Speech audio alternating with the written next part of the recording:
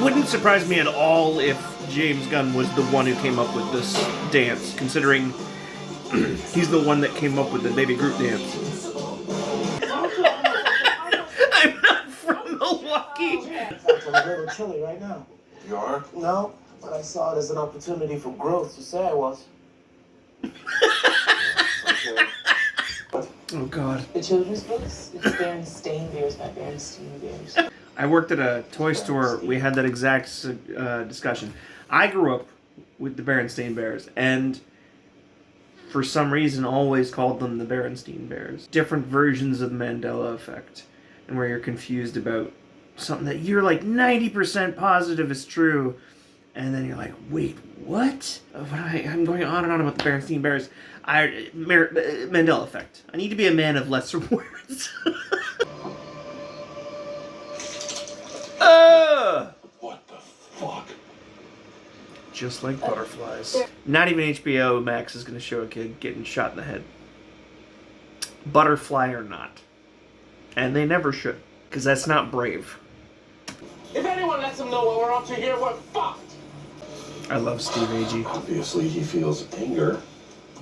I want to take you home and play with you with my G.I. Joes.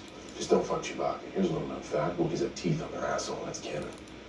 And remember to wave when I put you away in my special box because you get stuck in there. As much as that is James Gunn's style, and it's definitely something similar to Tarantino, seems as though he lets his song take over a scene, and it's very stylistic. It's an awesome choice. Everything I've seen either one of those guys do when it comes to music choices is always awesome. Other than that, it doesn't feel like how Guardians does it. When James Gunn is shooting Guardians, it's clearly a choice he wanted to give this project this kind of personality, and this project this kind of personality, and all of that being done through music choices as well as other choices, obviously.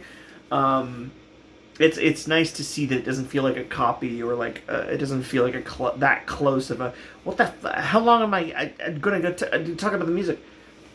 This serves me. Anytime that there is a dark comedy where a person is tortured in some insane way, the comedy doesn't come from the torture. The comedy comes, in my opinion, from their personality shift after. Just the way that they react to that pain, the way that they carry it on through the series or movie.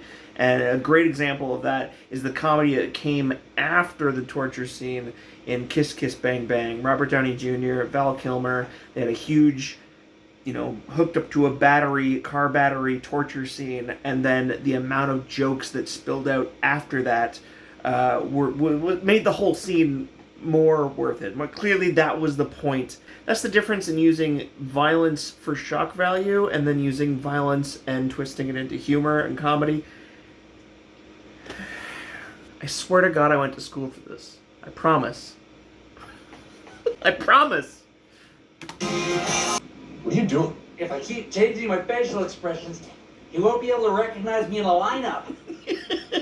You need to tell me what you know, how you know it, and who sent you up. That was amazing.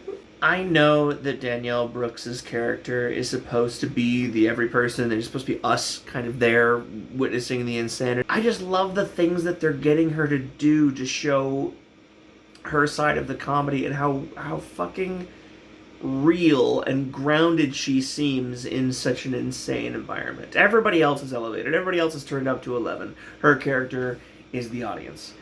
And that's the best thing for a show like this. You have to have that. You have to have a grounded character in every surreal scenario. Do I dare another episode? Of course. It's only what? Oh no, it's 9:30. Fuck it.